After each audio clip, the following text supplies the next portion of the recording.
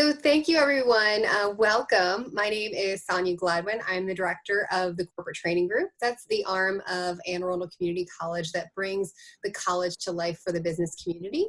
And we're so excited for you to join us or join us again for our webinar series through these times of uncertainty during the pandemic. And today we're joined by one of our professors and experts in coaching, Jen Lara, and she's going to take us through the wild world of Zoom and engaging people online. Jennifer, thank you for joining us today, and we look forward to a fun-filled morning with you. Great, thank you so much. I'm so thrilled to be here. We're gonna just explore Zoom today, and the whole idea, as you just heard, is how can you leverage the features in Zoom to engage your people, whether that's employees, your clients, your customers, your board of trustees, you name it, we're gonna try to engage them. We're gonna start off with a poll, and so the poll is being launched right now. I'm curious what your comfort level is using Zoom. So your choices are very comfortable, kind of, not too comfortable yet, uncomfortable, and then total panic. There may be some of you who cannot see the poll. What we've discovered is certain devices, you can't see the poll. For example, if you're on a Chromebook, I'll ask that you use the chat box to share what is your current comfort level. You can see the polls on most smartphones, but occasionally you get somebody who you can't see the poll. So we'll always just be flexible with the features that we share, knowing that they may not work for every single stakeholder. I'll give you one more minute. We're about 90% people have voted and shared where they are. Ooh, we're getting close to 100. We're talking about engaging stakeholders today. Look at this, without really trying, we already have engagement. So let me share the results with you so you can see. You should be able to see the results right now. Over almost 60% of us are kind of comfortable using Zoom. We've got about 30% that are not too comfortable. And then everybody else is sort of in between, including some people who are like, hit the panic button, hit the panic button. And so my hope is that by the end of our 40 minutes together, it's a bit of a shorter webinar today, that you'll be a bit more comfortable with the features in Zoom. So instead of using PowerPoint, most people know how to use PowerPoint, and it's no different when using Zoom. You throw your PowerPoint on, you hit screen share as the host, and off you go. What I'm finding in my meetings where people are using PowerPoint is it feels like a bit of a snooze fest. So we're not going to be using PowerPoint today. Instead, I'm going to be putting things in the chat box. So right now, please locate the chat. That way, when I post things there for you visual learners, you'll be able to see.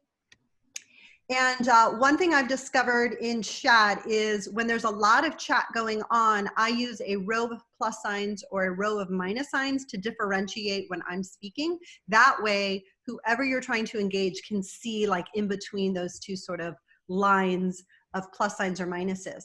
So I just want to design in a few things with you. Sonja mentioned that I'm a coach. We are the first community college in the nation that has an ICF accredited coach training program. Starting June 1st, our registration opens for fall. We can take 24 of you who also want to be trained as a coach. It is probably the most phenomenal set of skills that I've ever experienced. And I'm just so proud that we have started the trend in community colleges to have such a high level program at such an awesome cost to people. Usually it costs about $10,000 to $15,000 to become a coach. Our courses are $350 for every resident in the state of Maryland. We are not fooling. Being a coach should not break the bank. It is a set of skills that just makes you a better human, a better citizen. And my goodness, we need this right now. So if you look in the chat box, here's what we want to design. This is one of the skills we teach our coaches. Ask for what you need. So I'm going to ask that we're just all in during our 40 minutes together with grace. If you need to go, if you've got to tend to one of your home interns or assistant, there is absolutely no judgment here. Go do what you need to go. Go do what you need to do. And when you're with us, just be all in. Second is we want you to make this your own. It would be such a shame if after 40 minutes you leave and go, well, that was a waste of time. So take whatever we share today and riff on it, tweak it to fit the needs of your organization and the people you serve. The third thing we want to share is what I'm calling 2020. Since it's about a 40-minute webinar today, the first 20 minutes I'd like to share with you lots of different features so you can experience them. So far you're seeing how I like to use chat to engage stakeholders. You just saw how we use polls to engage stakeholders. There's a few other features I'd like to share in the first 20 minutes so that you can actually go, oh, that's why I would use a breakout room, or oh, that's why the whiteboard could be useful. And then the second 20 minutes is where we're gonna pull back the curtain and show you where do you turn on all the settings for all this cool magic and Zoom features to actually work, because they don't turn on by themselves, people. You're gonna actually have to toggle a bunch of switches to make it all happen, and we wanna show you. So what that means is we will take questions as we go, but for the most part, if you can bear with us, the first 20 minutes, we're gonna experience Zoom. The second 20 minutes, lots of questions, pull back the curtain. Also, I'd like to design with you just some Zoom etiquette. So if you'll keep yourself muted just for background noise, use the chat box as you need. And you probably notice at the bottom of your screen, there is a reaction. In fact, go find that right now. You can choose whether you want a thumbs up or you want to do applause.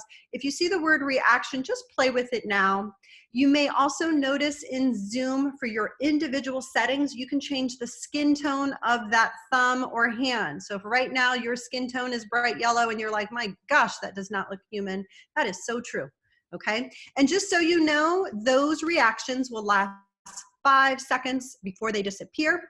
There is another place though that you can engage your stakeholders. So right now, find the word participants, click on that, and you're gonna see a list of participants. There's also a whole slew of nonverbals that we have turned on for you. So if I ask you a question and it's a yes or no question, you can play with that. In fact, have fun right now. Just click one of those nonverbals. It says yes, no. You can give me feedback or Sonja to go faster or slower. My gosh, if you need a break, there's even a cup of coffee, a thumbs up, thumbs down, and you can virtually raise your hand there as well. So when we're talking about engaging stakeholders, whether it's 10 people on a Zoom or 1,000 people on a Zoom, Zoom has built-in features so that you can poll people, use reactions, use nonverbals, and get a lot of engagement right away, and it's super easy, okay?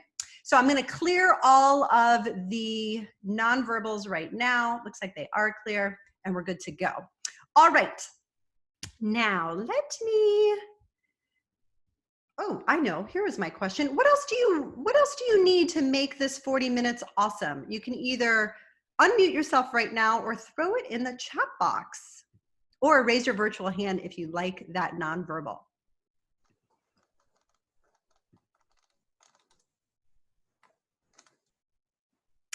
And it looks like there is a hand up. Pam, what do you need? I unmuted you, go for it. Oh, okay. I wanted to see the tour, which you're already planning. Awesome. More about Zoom. Great, thank you. I'm seeing in the chat box questions about using annotations. Yes, we're gonna play with that. That feature can be a little hard for people to find. We'll talk about it. Some Zoom tips and tricks, absolutely. Breakout rooms. And then I think it was Sylvana asked about how to host a meeting. So we're showing you some ways to host a meeting, and obviously, depending on your stakeholders, you're gonna hold meetings in different ways, but we'll try to give you some tips and tricks. John, I see your virtual hand up. What would you like to design? I noticed that you had to admit participants into the room. I can imagine that as the groups get larger and larger, that can be a bit cumbersome. Is that a feature that can be turned off? I know that Zoom kind of cranked up its security features lately because of all the things that were happening in the public. So can you turn that off so folks can automatically join, or does it have to be admitted individually? No, so great question, John. We use it a lot as a security feature. And I will show you where, when we pull back the curtain, that you can turn that feature off and on. One nice thing about having the waiting room besides security is you can customize the message and even the logo. So if you want to brand your space before people even get in there, you can also start designing your relationship. While people are in the waiting room, they can read sort of what the etiquette will be of the room. So there are some other reasons to use it. And then the other cool part, which you cannot see because you're not the host right now, but when people are in the waiting room, I can admit people individually, or I can admit all. I could let 1,000 people in at once. So it's not very cumbersome, as you might think. All right, Nancy, I see your hand up. You'll be our last person, and then we're going to keep moving forward. What can we design with you? Thank you. This goes on with the question you just answered for him. So if you're actually creating a logo and a brand, and say you want to reuse that over and over again, can you save that? Great so you don't question. have to keep redoing it? Yeah. So when I show you the settings behind the scenes, and this may be a little downfall now, maybe this will change as Zoom starts updating some of their features. You can only set one template for the waiting room. So in my personal Zoom account, I have one logo, one template, it all stays. Now you could change it every single meeting. It would be a lot of work, but I think you're onto something. It'd be really cool if for certain meetings, you've got certain waiting room logos and templates, and for other meetings, you have others. But right now, you only get to set it, and then you can reset it as many times as you want. Thank you. You are so welcome. And All right, Jen, it sounds like, oh, Sonja, yes. Sorry, you can set templates for your meetings as well. So like for the webinar series, our office put together a template for that meeting. So once you have all of your settings put in place, whether you want a meeting room or not, or all those pieces, you might have someone else setting up your meetings, you can set all of the components that Jen is talking about behind the scenes for the most part, have those put in place, and then use that template over and over again. Yeah. Now, I think we could probably use its own session where we actually talk about things to consider equity-wise when you're using Zoom. Okay, we could literally have its own session. I just want to point out a couple of things. When we talk about equity in Zoom, it's because all people want to interact with Zoom in all different ways. And so I just want to encourage you to be very open. Not every device does every feature work on Zoom. Also, not everybody wants to have their camera on. So just like today, I like to do challenge by choice. If you want your camera on, great. And if you don't, no judgment here. Also, not everyone's got a consistent internet connection. And so that's something else to consider. And that's why most of the time people provide both a call-in and a login number. And I just want you to be thoughtful about what are people's preferences in using Zoom, and how can we make it more equitable for all people. Yesterday I had a closed captioner who was hired by the college to close caption a webinar that I was leading. That is something else to consider. So just, I'm planting a seed. I feel like we could do an entire session just on Zoom and equity and what that looks like from this point forward. So I'm just planting the seed, make it a placeholder. What we're gonna do now is we're gonna use breakout rooms, and I wanna use breakout rooms because they are one of the coolest, most engaging features I think Zoom offers. And they are so much nicer to use than you can create in Google Meet, Skype, or MS Teams right now. So we're gonna make our breakout room experience very short. Okay, you're going to be in a breakout room with just 2 or 3 other people. If you look in the chat box, you can see what you're going to do there. We're talking, you're going to be in a breakout room. I said 5 minutes. I really mean 2 minutes. You're going to get in the breakout room. You're going to introduce yourself, and then you're going to go, wow, this is what a breakout room is. And then I'm going to close the breakout rooms and bring you back. Okay, because of time. If we had more time, we'd spend more time and we would discuss, and I would pop in and out of rooms, and maybe Sonja would too, because you can do that, but we're not gonna have time for that today. So right now, I'm gonna get the breakout rooms organized. Your only job is to accept and join the room, get in there and introduce yourself, stay in the room, because I'm going to broadcast a message so you can see that feature. Then I'll close the rooms and you'll be back. If you are totally confused, your only job right now is to accept the invitation to the breakout room. So right now, you are being invited to a breakout room. Sonja, you do not need to accept your invite. Everybody else, please do. Off you go. Teleport to your breakout room. Enjoy. Make new friends. Introduce yourself. There you go. David, invite if you want, challenge by choice. Hi, Hello.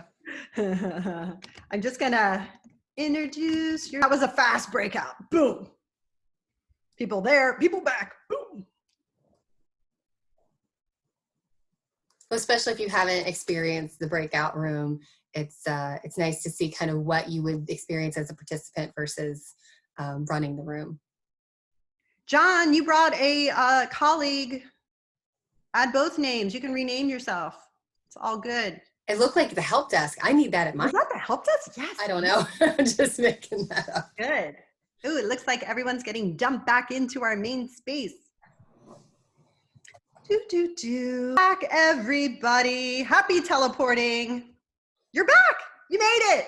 It's like Star Trek. Woo-wah. All right. Now that was the super fastest. I know. Way to use the nonverbal, Pam. Yes. Yes. Feel free to go for a reaction at the bottom. If you're like, breakout rooms just changed my life. Amen to that. They are typically a crowd pleaser, my friends. We're going to show you how to turn those on because it's not set to automatically turn on. Now, I'm very curious. Before we talk more about breakout rooms, I want to show you a couple of other features. It is the whiteboard. Okay. Now, not everyone's going to be able to find this tool, but if you don't find it in the next minute, you can look for it when we're not together. You're looking for a little pencil that says whiteboard or annotate. Sometimes if you go up to your Zoom menu, you can go to view options. And the goal is that you want to find the tool so that you can actually write on the whiteboard right now. So there's stamps, there's stickers, there's hearts. So if you see the tool, and not everyone's going to find it first go around, if you're on a Chromebook, you're never going to find it because the tool does not exist. Zoom and Chromebook do not always play nicely. So find the tool, play. Again, go up to view, options, annotate if you have it there. I'm going to give you a second to play. As the main host, I can clear all the drawings at any point, and then you can keep on drawing. You see how this works? Okay. I don't see where you can go up and get a pen, I guess, or a pencil. Yes, and so only because of time today and because every device is a little different how it handles Zoom and this particular feature, I'm going to ask that when we are offline that you go and look through the Zoom tutorials and try to figure out where your annotation tool is. Remember, not everyone's going to get it. If you're on a Chromebook, you're never going to see it, ever. Okay, now I'm going to stop sharing right there because now I want to show you how you could possibly use this tool to engage your audience, possibly. So please hold off on annotating. I know it's exciting to scribble and do some graffiti, but now I want to share with you a continuum. And what I'd like you to do is put yourself on the continuum using one of the stamps in Annotate. Where do you see yourself in breakout rooms? Do you think they're more helpful? And if so, if you'll just add a stamp or sticker that direction, or do you think that they're a little bit more frustrating, or are you sort of neutral about how you feel right now about Zoom breakout rooms? This will help me understand where you are in relation. Ooh, we have a lot of people thinking it's helpful. We've got Janice is like moving her arrow. Ooh, look at it go. Look at it go. By the way, the arrow with the name on, sadly, only one person at a time can use the arrow with the name. Otherwise, it'd be so cool, right? If we could all have like an arrow with our name. But right now, that's only set for one person at a time. All right. Thank you so much. What I'm seeing is there's a whole mess of you who see value and opportunity in the Zoom breakout room. And then I see some of you who are neutral. You're not quite sure exactly what the value of that breakout room feature is. And so that's going to be something to play with. Now, we're done with our first 20 minutes and I want to recap where we've been. We have used the chat room and I showed you my secret way to do pluses and minuses to make it more engaging. We have used reactions and nonverbals as a way to engage your audience. We have used polling, we have used breakout rooms, we have used the whiteboard, we have used the annotation tool. So there's a lot of things that we're using that are not hard to use. Does it make sense to practice them before like a big Zoom or a big stakeholder meeting? Amen to that. But now I want to show you where do you find all these settings because they do not turn on automatically. You have to turn them on. Okay, so now let me share my screen, which is another beautiful setting Here we are, voila. If you can see my screen, just give me a little head nod or a thumbs up. That way I know you guys can see. Yes, thank you, Marie. I can see that you see what I see. So I'm just at zoom.us. Now, if you're using the phone, tablet, laptop, or desktop plugin for Zoom, that is lovely. However, all the cool features that I'm about to show you have to be turned on at zoom.us, the actual website. So don't let people tell you differently. Don't like freak yourself out that you can't find them. You have to go to zoom.us, okay? Now, once you're there, you'll log in, and this doesn't matter if you are the free account or the paid account, okay? For me right now during a pandemic, I am more than happy to pay my $15 to get the pro account because I get unlimited meetings. The free account, you are limited to 40 minutes unless you have special permission as an educator. They have given away some educator licenses. But for the rest of us, it is well worth the $15. Now, once you're there, click on the word settings, just like I did. You see that? So you have lots to choose from. If I want to schedule a meeting, beautiful. I click schedule a meeting. I can schedule it. All is well in the world, but I'm going to click on settings. This is the most important part, people. This is where you're going to get your money's worth of today's session. Okay, once you're there, there are so many little toggles to turn off and on. I'm going to show you my favorites, and then you're going to spend 20 minutes of your time figuring out which ones you want to toggle on for your organization. All right, so I'm going to go all the way down here, all the way down. Look at me go. We have lots of password options, keeping our space secure. Love that. You can toggle those off and on. I'm going to keep going though. I love this one. I love that I can mute participants as they enter. You come in automatically muted. That way, if you're especially with a big group, you don't have a ton of background noise. I love that people can use chat both for the entire group, but also private chats. I think it's another beautiful way to engage people and takes no skin off your back, but you have to toggle that on. Look, it's a toggle switch. Moving along, I think another fun way to engage people, we haven't used this today, but I could easily put a document, a PDF, Excel spreadsheet, you name it, a PowerPoint even, in the chat box, and then you all could download the file right away, but you got to turn that on. Moving along, I love hosting and co-hosting with other people. So today I'm the main host, Sonja and Nancy are co-hosts, and that is something, that is something you've got to turn on. You guys know I love polling, right? It almost brings 100% engagement, but you got to turn polls on. I'm going to show you where you make the poll too.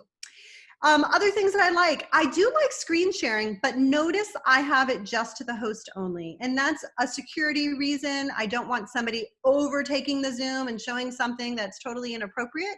However, with the right audience, especially like a group of students, a group of coaches, I would totally allow other people to share. But in this case, since I don't know everyone here, it's just host only. You already know I love the annotation tool. Not everybody can find the tool. Not everybody has the tool, but I think it's cool. Same with whiteboard. I think it's really fun too. Again, easy ways to engage people. Another easy way to engage people, nonverbal feedback, but you have to turn that feature on. If you don't turn it on, nobody gets the little clapping hands or the little thumb that's bright yellow right now. I also love that people can rename themselves. I think this is a beautiful equity piece. You can add your pronouns if you have specific pronouns. You can add your mantra of the pandemic. There's just so many ways to use the renaming feature. You guys know, especially because you were with me, some of you, during the last Zoominar, I love breakout rooms. That's like the main reason I use Zoom. I use them all the time. I just used them last night, like ad nauseum with students, and they're like, I love breakout rooms. I was like, me too. But you got to turn it on. Now, once you turn them on, then they're good to go. And once you set all these settings, by the way, these stay intact for every single meeting unless you come back and you customize it in between meetings. I'm going to keep going. We talked about closed captioning. You do have to turn that on if you're going to caption or you're going to hire somebody to caption for you. I have virtual background on, but let me keep going. I'm going to get down. John asked a question about the waiting room. Yes, John, this is where you toggle that on or off. I got to tell you, pre-pandemic, I never used the waiting room. Post-pandemic, because of security issues, I use it all the time. And I like using it now because even last night in my personal account, I made the cutest logo. It's all coachy. I wrote like something cute because look what you can do here. Oh, you're going to see it right now. you can share, because this is my personal account we're looking at, you can share what your message is. It can sound like you, the branding can be you. It's just fun. It's just fun. Okay, now I'm gonna stop right there for a moment. But while I get locked and loaded to show you where you create polls, can you start adding your curious questions to the chat box? We may or may not have time to get them all answered today, but we're gonna try our best. And then if we don't get them answered, we'll give you access to email Sonja and I and ask for some help or clarity. So while you are locking, loading your questions, I'm gonna show you how to make a poll, okay? To make a poll, you have to go back into your Zoom settings, okay? And in this case, you have to go to the meetings. The best way to do a poll, this is the best way, is you schedule the meeting ahead of time, then you just click on your meeting. When you go all the way down in your meeting, you have the option to add a poll. And I can just say, this is my, I don't know, poll demo. And then I can say, hello, what is, and then I can ask a question. It can be single choice, multiple choice. If you don't care what people answer, just click anonymous. But if you're using this as like a way to find out attendance, the way to collect client demographics or something, then don't check that off. And at the very end, you will be able in zoom.us to download a report of what people said in the poll. Okay, most of my polls are anonymous, but I do know that some people like to have them where you can actually get a report. Once the polls are created, your polls stay within that meeting forever and ever unless you delete them, you can edit them, etc., which makes it really convenient.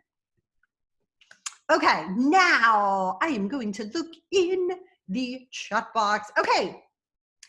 Melissa asked, do you turn on other participant reactions under the setting menus, the ones that appear on the participant list? Yes. So Melissa, that is a little toggle switch where there's two things you toggle on. Reactions is one, nonverbals is another. I like both of them because I like lots of options for people. So in zoom.us settings, you would toggle those on and off depending on whether you like them or not. Next question I am seeing is $15 a month or $15 one time. Marie, right now, Zoom Pro account is $15 a month. It's a little cheaper if you buy it for the year. There's also a business account and an enterprise account. All the pricing models are at zoom.us, so you can see them.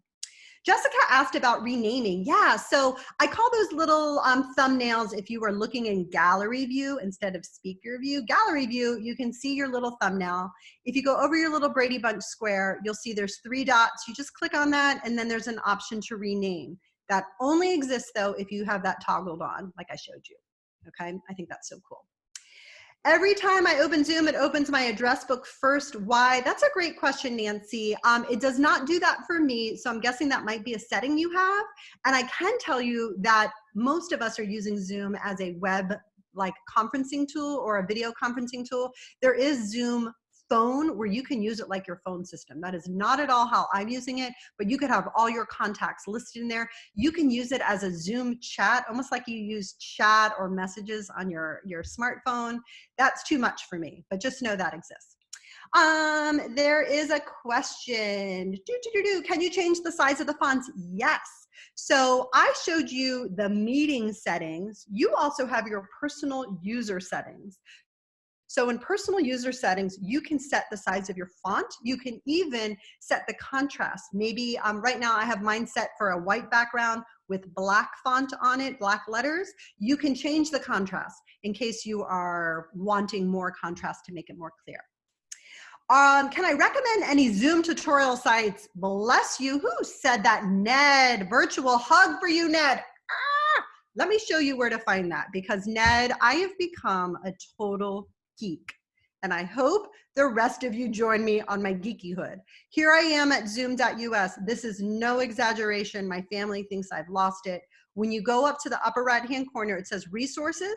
It says video tutorials. There's also live trainings and webinar. You can type in anything here and up pops all the information you need to know. So I told you about annotation. I told you about polling. We experienced the breakout rooms. And you don't have to take my word. Zoom has already created the tutorials for you. They also have a great blog. So if I go back to just the main zoom.us, which right now I'm having a hard time finding, zoom.us, and I go over to resources, the Zoom blog also has some really cool ways to use Zoom as well. Okay, so Ned, beautiful question. Love that.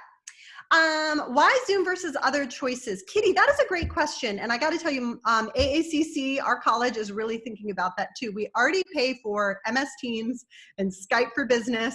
And in Canvas, we have UJA, the big blue button. We have like a million things. And here's why I love Zoom, the breakout rooms, the darn breakout rooms. None of those other platforms right now, I think they'll catch up, have the breakout room option. To me, those are life-changing when you're trying to work with big groups and put them in small groups so that they could really get some work done. Life-changing. So that's for me.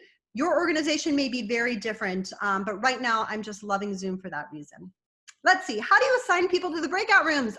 Oh, Michael, what a good question. Let me show you. Okay, now this is gonna look weird because you're gonna literally see my desktop now and it's gonna look a lot like your desktop.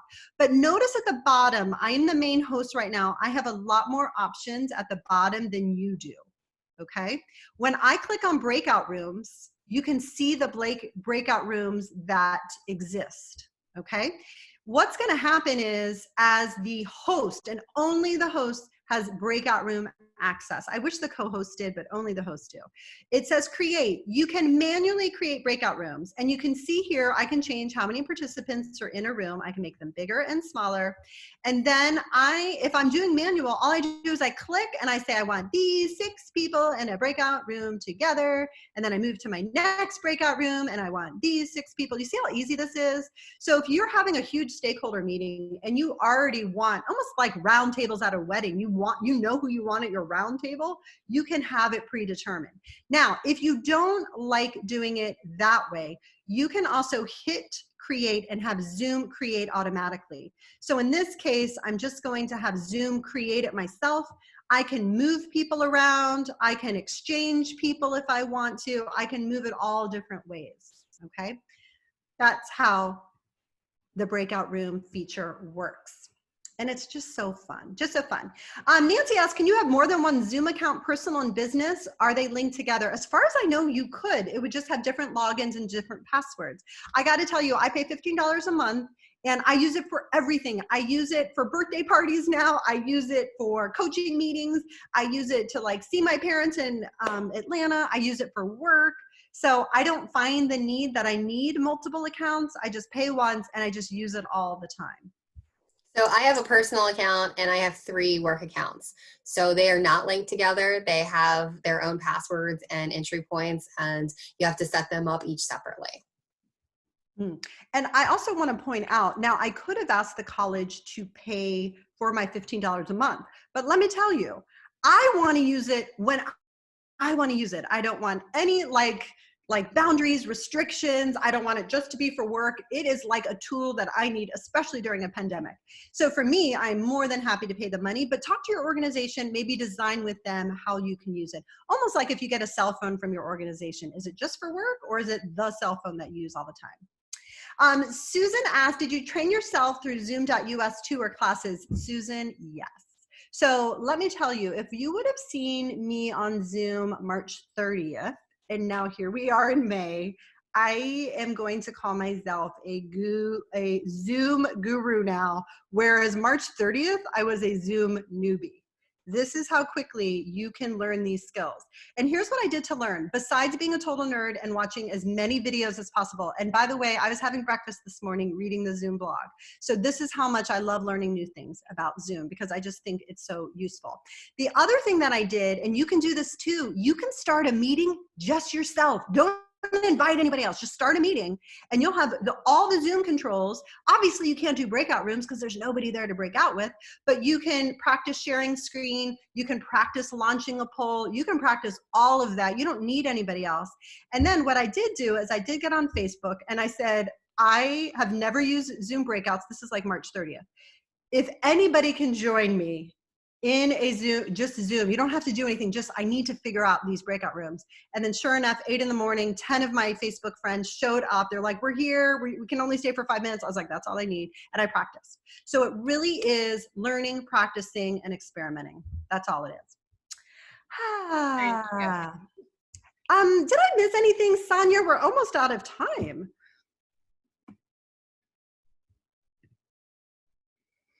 Oh, you're muted. Unmute. Yes, I have a 3-year-old in the background. I'm trying to save everyone from hearing her. Yes. It's crashing and someone's dying.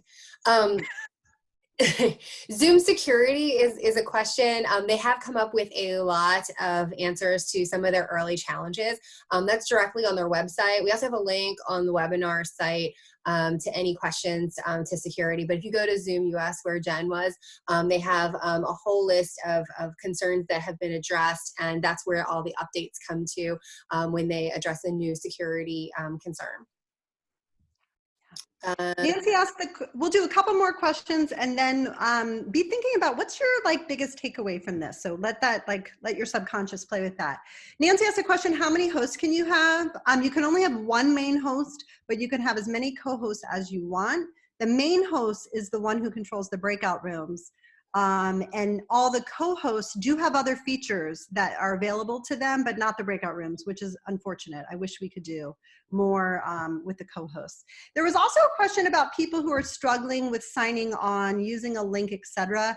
You know, we have to have grace. Not everybody's device, tablet, smartphone, computer, laptop plays nicely with Zoom. Not all of our stakeholders are savvy at using Zoom or getting onto Zoom. So the best thing you can do is send them to zoom.us to download the plugin for their phone, their tablet, their device.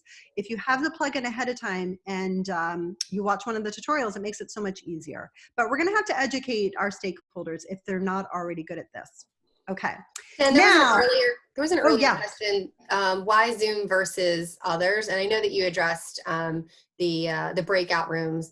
I think for our purposes, and maybe you found this too, for stakeholders in general, those that are less advanced, we found that the Zoom platform is the most user-friendly as far as people finding their way around versus some of the other platforms. Awesome, great. Let's, I want to honor time. That's one thing I try to do. You commuted to your desk or wherever you are in your house or home for this. What's your biggest takeaway? Will you just throw it in the chat box for us? It just helps Sonja and I and Nancy and the whole corporate training team know what is like having residents. I'm seeing Zoom tutorials, breakout rooms, watching videos, annotation. It sounds like some of you are going to be nerding out like me. It's gonna be fun. We're gonna have a good time. I'll see you on those Zoom tutorials. The helpful tips. What else? Zoom tutorials. Don't forget, we got polling, renaming, nonverbals, reactions. There's so many features to engage your stakeholders. Yes. Sonja, what did I miss? Should we share our emails? Do people email us? Or? Yeah, I will send an email to everyone that registered today. I'll also have Jen's information, our information, the list of other webinars. We've had some more that have been added if you'd like to join us again. So if you have a specific question that wasn't answered and you want to send it to one of us, you'll have our information, as well as potentially new questions that might pop up after you get a little bit of time to put into practice. But I think you're right, Jen. I was like, the best way to learn some of these pieces is just jump in and do it. And since Zoom does have the free feature, you can set up an account today and start to practice. Melissa's asking Sonja if the recording will be available. So if you watch it after and if it looks helpful, please share. Yeah, we've had a little bit of trouble with the recording and sending out. I think it has to do with so much happening and bandwidth. So I will say we are recording it, and maybe for prosperity. And because we had so much interaction and less of the traditional, we weren't sure if it was going to be super helpful. So we're going to take a look at it. If we think that it's helpful and we can get it out, we will absolutely send it. If we can't, we will absolutely be here to answer questions that you have. Melissa, thank you so much. Melissa wrote it was one of the most beneficial meetings she's attended recently, and I know y'all have been on a lot of meetings, so bless you. All right, we're gonna end with what I like to do, a virtual high five. So right now, locate your camera, and if you have your camera off, turn it on so we can see you and say goodbye properly. So find your camera. Ah, there's everybody. Look, yay, hi. Oh, it's like a Zoom family, like a big old hug. Okay, find your camera, point to it. Open palm, get ready to high five. Go for it. Boom. All right, have a good day, everybody. Zoom away. Da, da, da. Bye, everyone. Thank you so much.